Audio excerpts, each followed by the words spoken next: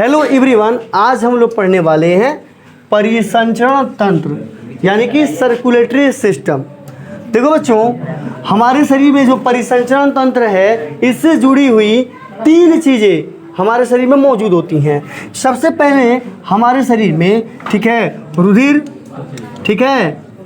रुधिर परिसंचरण तंत्र को चालू करने के लिए 3 चीज़ें आवश्यक है। पहला रुधिर, उसके बाद रुधिर वाहिनियाँ, दूसरा हो जाएगा क्या हो जाएगा रुधिर वाहिनियाँ, और जो तीसरा है बच्चों, ये पहला हो गया, ये दूसरा हो गया, और जो तीसरा है वो कौन है? हृदय। क्या है बच्चों? हृदय। 3 चीज़ें हमारे परिसंचरण तंत्र को चलाने के लिए आवश्यक हैं। आइए देख लेते हैं परिसंचरण तंत्र क्या होता है। परिसंचरण तंत्र का मतलब सर्कुलेशन का मतलब बहना, ठीक है। जिस प्रकार अगर हम बात करें, इसका मतलब हम आसान भाषा में समझ सकते हैं, यातायात। क्या समझ सकते हैं? यातायात यानी कि परिवहन।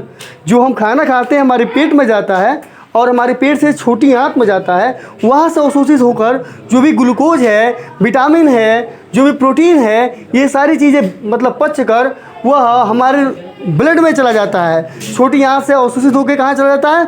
ब्लड में। और ब्लड जो होता है वो पूरे शरीर में इसको फैलाता है।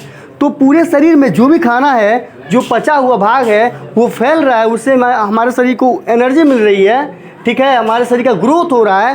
तो ये जो पहुंचाने का जो पूरा जो प्रोसेस है, ये परिसंचरण तंत्र के माध्यम से होता है, ठीक है। सबसे पहले अगर हम बात करते हैं रुधिर, तो जो रुधिर है हमारे शरीर में, ठीक है, इसमें क्या क्या कोशिकाएं होती हैं? आरबीसी होता है। इसमें क्या होता है बच्चों? आरबीसी। उसके बाद जो दूसरा है वो है डब्ल्यूबीसी, और जो तीसरा क्या होता है? प्लेटलेट होता है। क्या होता है? प्लेटलेट। क्यों तीसरा? अच्छा बता दें हम आपको, तीसरा होता है प्लेटलेट्स होता है। जो प्लेटलेट्स कोशिकाएं, यार तीनों के बारे में जरा एक एक करके समझा दें। आरबीसी जो होता है ये लाल रंग के होते हैं कोशिकाएं, ठीक है, इनका काम होता है ऑक्सीजन को ढोना, ठीक है। दूसरा होता है डब्ल्यूबीसी, इनका काम होता है रोगों से लड़ना। तीसरा होता है प्लेटलेट, ठीक है। ये कोशिकाएं जो होती है, कणिकाएं होती हैं, इनका काम होता है रुधिर का थक्का बनाना। मतलब चोट लगती है, जब रुधिर बाहर आता है तो आपका जहाँ पे चोट लगा है वहीं पर एक फाइब्रिनोजन नाम का प्रोटीन बनता है जालीनुमा, और जब खून बाहर निकलता है तो प्लेटलेट की कोशिकाएं उसी जाली में जाके फंस के जाली को जाम कर देती हैं, जिससे रुधिर का थक्का जम जाता है और शरीर से जो ब्लड है बाहर नहीं निकलता। अब एक चीज़ और है, कोई ज़रूरी थोड़ी नहीं कि रुधिर आपका शरीर में चोट लगेगा और रुधिर बाहर ही निकलेगा। इसका काम शरीर के अंदर भी है। क्या काम है? देखो बच्चों, आपको पता है कि रुधिर वाहिनियाँ जो होती हैं, रुधिर वाहिनियों में, ठीक है, रुधिर ये दौड़ता रहता है। क्या है? रुधिर दौड़ता है। इसको कौन दौड़ाता है? ये हृदय दौड़ाता है। तो जो रुधिर वाहिनियाँ हैं, इस रुधिर वाहिनियों में जैसे अगर हम बात करते हैं, ये जो रोड बना हुआ है, इस रोड पर हवा यानी कि टायर में जो ट्यूब लगा होता है उसमें हवा भरा होता है, यही चक्के वाली गाड़ियाँ चलती हैं। अगर इस पर हम आर्मी का टैंक चला दें, आर्मी के टैंक में वो चैन वाला होता है, आपने देखा होगा, तो रोड टूट जाएगा ना अगर उसको हम चलाएंगे तो, ठीक है। वो पहाड़ों पे, ठीक है, कच्ची सड़कों पे गड्ढा गुड्डी है, वहाँ पे चलने के लिए वो सूटेबल वो, ठीक है, वो टैंक बना हुआ है। तो इस रोड पर चलाएंगे तो ये रोड क्या हो जाएगा? टूट जाएगा। उसी तरह जब हम लोग दवा लेते हैं, केमिकल लेते हैं, तरह तरह का, ठीक है, मेडिसिन लेते हैं, तो रुधिर वाहिनियों में मेडिसिन जब दौड़ता है तो हमारी जो रुधिर वाहिनियाँ हैं वो पतली हो जाती है, उसमें गड्ढा हो जाता है, ठीक है। एक चीज़ और है बच्चों, ठीक, रुधिर वाहिनियाँ हैं उसमें केमिकल बहने के लिए रुधिर वाहिनियाँ नहीं बनी हुई हैं, ठीक है। ये प्रोटीन, फैट, विटामिन जो भी सारी चीज़ें पच रही है इसके लिए बनी हुई हैं। एक चीज़ और है, अगर ये गाड़ी रोड पे चल रही है आज, तो कल किसी न किसी का गड्ढा तो होगा ही, फिर उसका रिपेयरिंग होता है ना। उसी तरह हमारी जो रुधिर वाहिनियाँ हैं, ठीक है, धीरे धीरे किसी कारण कहीं पतली हो जाती है, कहीं गड्ढा हो जाता है, तो वहाँ पर फाइब्रिनोजन नाम का प्रोटीन बनता है और प्लेटलेट कोशिकाएं जाकर उसी फाइबर में प्रोटीन का जो रेशा होता है उसी में फंस जाती है, जिससे गड्ढा भर जाता है और रुधिर वाहिनियाँ रिपेयर हो जाती हैं। वहाँ पर भी रुधिर का थक्का बनता रहता है। आगे समझ में, तो प्लेटलेट का ये कार्य होता है। अब इन सबको, ठीक है, किस में दौड़ना है? रुधिर की नलिकाओं में दौड़ना है।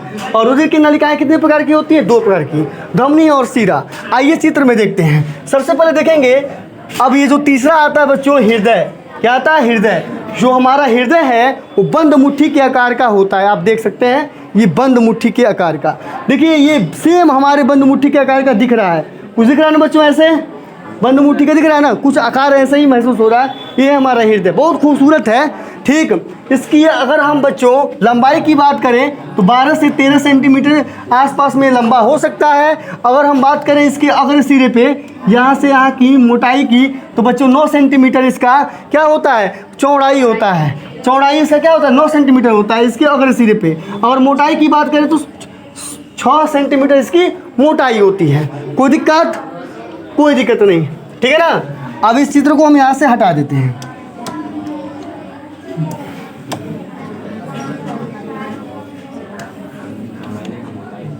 ठीक है बच्चों,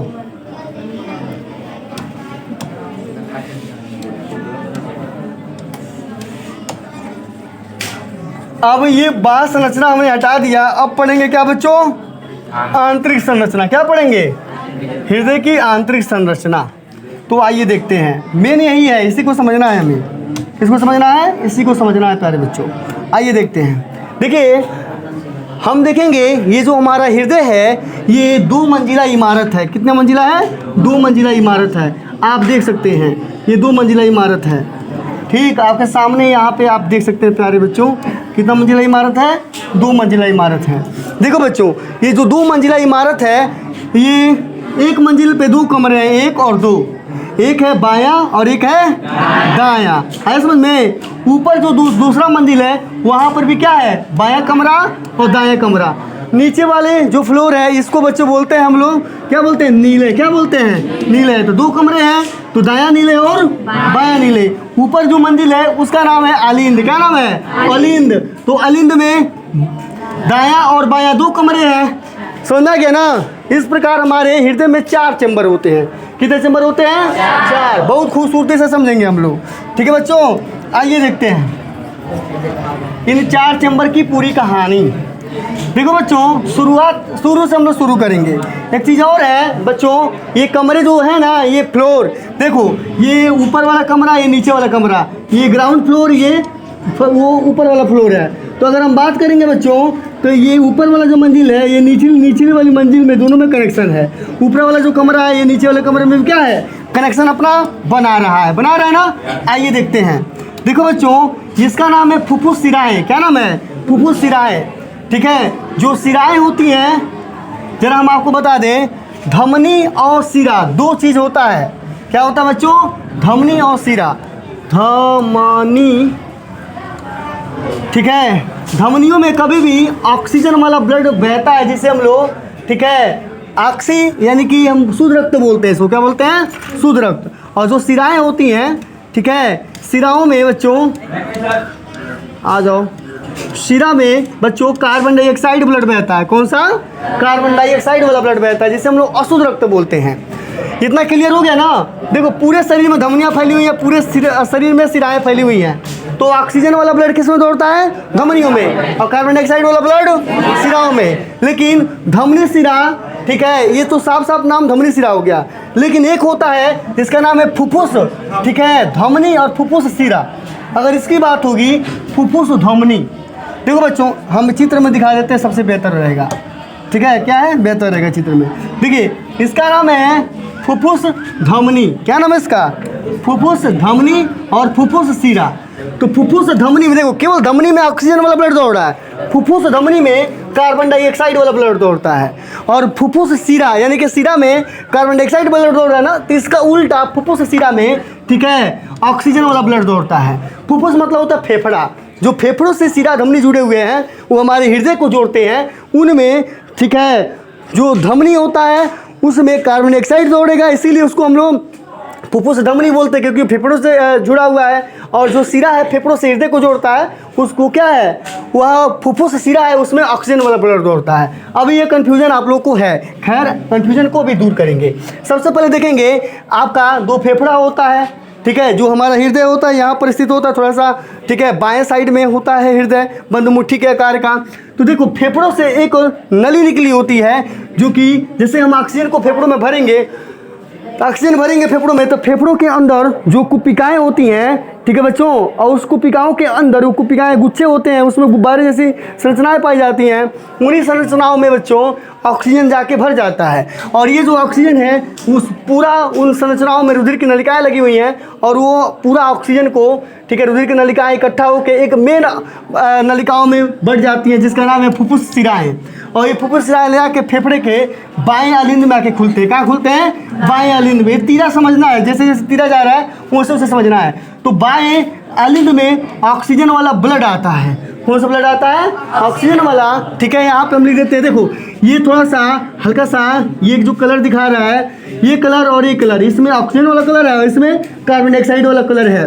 देखो जो हमारा हृदय है ना, दोनों कमरे अलग अलग हैं। देखो ऊपर और नीचे वाला दोनों जो कमरे हैं, और ऊपर नीचे वाला इस साइड और इस साइड दोनों अलग अलग हैं, ये याद रखना। अब समझा गया ना, यहाँ पर ये विभाजन हो रहा है। तो देखिए जो बाएं अलिंद में ऑक्सीजन वाला ब्लड आ रहा है, तो जब ये फूलेगा तो ऑक्सीजन भरेगा। जब ये सिकुड़ेगा ना बच्चों, तो जब निचोड़ेगा तो ये जो यहाँ पे वाल दिख रहा है, ये वाल खुल जाएगा। खुलने से जो ऑक्सीजन वाला ब्लड है ये, ठीक है, नीचे के साइड जो फ्लोर है, जो कि बायां नीले है, आलिंद से बाएं नीले में ऑक्सीजन आ जाएगा। क्या आ जाएगा?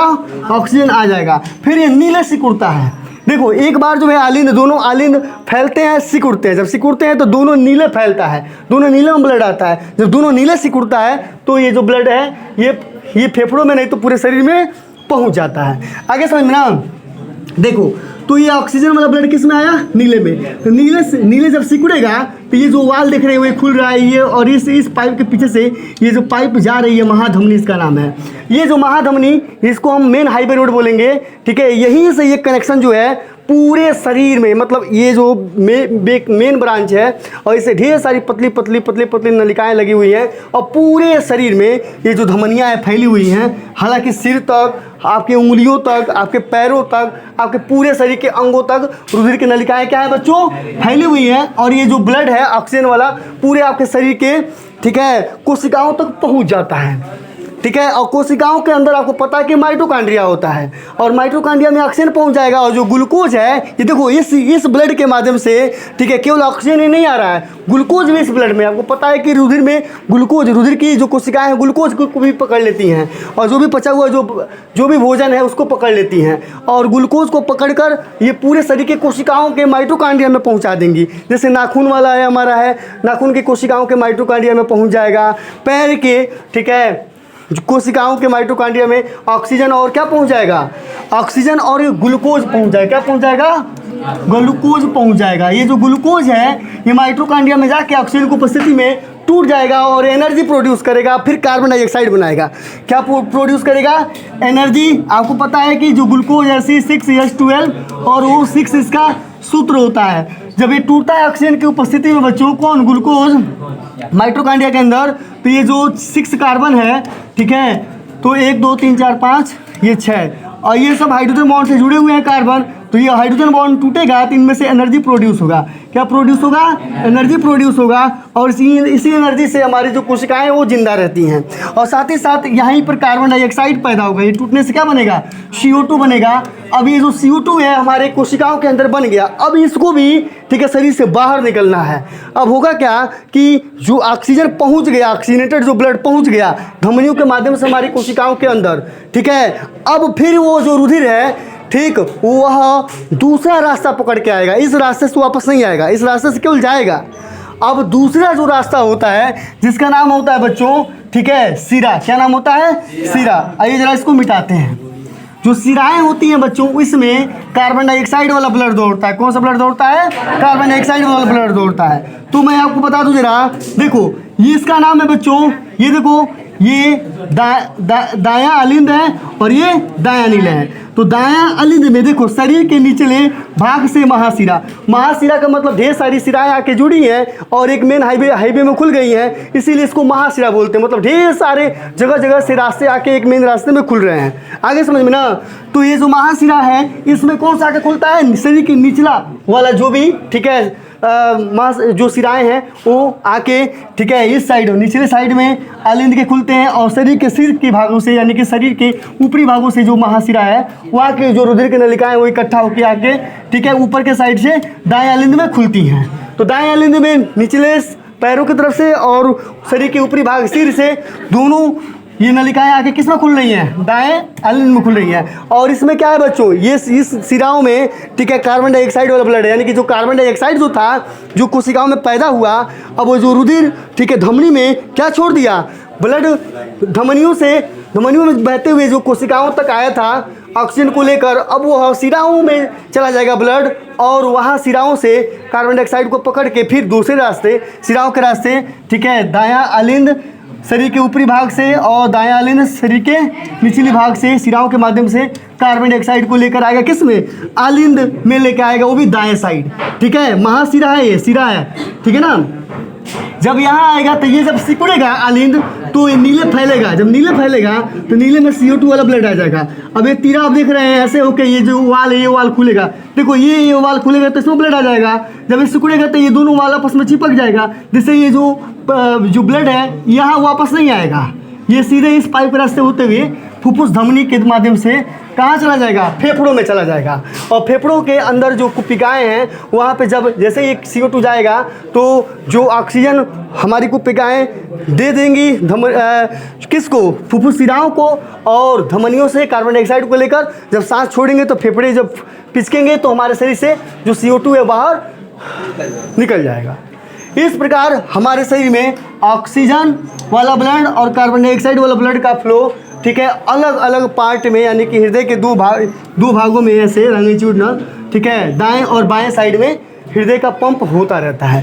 देखो बच्चों, बाएं साइड में ऑक्सीजन वाला ब्लड दौड़ता है हृदय के, ठीक है, और दाएं साइड में बच्चों कार्बन डाइऑक्साइड वाला ब्लड आता है और फेफड़ों में जाता है। एक बार और समझ लो, फेफड़ों से ऑक्सीजन वाला ब्लड आएगा कहाँ? बाएं अलिंद में, बाएं अलिंद से बाएं नीले से, ठीक है बच्चों, महाधमनी के माध्यम से पूरे शरीर में पहुंच जाएगा। पूरे शरीर से जो कार्बन डाइऑक्साइड बनेगा वो आएगा, ठीक है, सिरा के माध्यम से शरीर के ऊपरी भाग से किस में आएगा बच्चों? किस में आएगा? अलिंद में आएगा, और निचले भाग से अलिंद में आएगा ये कार्बन डाइऑक्साइड, फिर ये किस में जाएगा? नीले में जाएगा, और नीले से फिर ये फेफड़ों में चला जाएगा, फेफड़े कार्बन डाइऑक्साइड को बाहर निकाल देंगे। इस प्रकार हमारे शरीर में हृदय के माध्यम से ऑक्सीजन का और CO2 का फ्लो होता रहता है, और हृदय इसे पंप कराता है, जिसकी मदद से ब्लड हमारे शरीर में दौड़ता है, और साथ ही साथ जो भी खनिज लवण है, जो भी हमने खाना खाया है, वो सारी चीज़ें हमारी कोशिकाओं तक पहुँचती रहती हैं। इसीलिए ये जो हृदय है ये कार्डियक पेशियों का बना हुआ है, जो कार्डियक पेशियों का बना हुआ है। किसका बना हुआ है बच्चों? कार्डियक पेशियों का बना हुआ है। ये इतनी मजबूत पेशियां होती हैं स्पेशल प्रकार की, ये बिना रुके बिना थमे पूरा निरंतर ऐसे धक धक धक धक धक पूरे जीवन भर जब तक आप जिंदा रहेंगे तब तक आपके शरीर में धड़कती रहती है। आगे समझ में? देखो एक बार और समझ लो, देखो ये दोनों अलिंद हैं, ये दोनों अलिंद एक साथ सिकुड़ते हैं या फैलते हैं। जब ये फैलते हैं तो इसमें ब्लड आके भरता है, तब ये सिकुड़ता है। जब ये सिकुड़ता है ना तो ये जब ये सिकुड़ता है बच्चों तो इसमें ब्लड आके भर जाता है, ये फैल जाता है, और फिर जब ये सिकुड़ता है तो नलिकाओं के माध्यम से ब्लड को पूरे शरीर में और नहीं तो फेफड़ों तक पहुंचा देता है। इस प्रकार हमारा जो हृदय काम करता है। जो रुधिर की नलिकाएं होती हैं बच्चों, मैंने पहले बता दिया है आपके शरीर में, ठीक है, धमनियाँ और सिराएँ होती हैं। क्या होती हैं? सिराएँ, ठीक है। ये आपके शरीर में इतनी ज़्यादा नेटवर्क की तरफ फैली हुई है पूरे आपके शरीर में, इनको खींच के अगर हम लंबा कर देना तो 1 लाख किलोमीटर आपके शरीर में रुधिर की नलिकाएँ, ठीक है, हैं। इनको खींच के लंबा कर देंगे तो 1 लाख किलोमीटर लंबी हो जाएंगी। इतनी पतली पतली आपके पूरे शरीर की कोशिकाओं में फैली हुई हैं। इस प्रकार आप लोग समझ गए कि मानव जो हृदय है इसका जो, ठीक है, जो आंतरिक संरचना है किस प्रकार ये काम करता है। तो आई होप मेरे द्वारा ये पढ़ाया गया हुआ जो टॉपिक है समझ में आया होगा। ऐसे वीडियोस को देखने के लिए हमारे YouTube channel biology by Miraj को सब्सक्राइब करें और इस वीडियो को लाइक करें। आज के लिए बस इतना ही, धन्यवाद।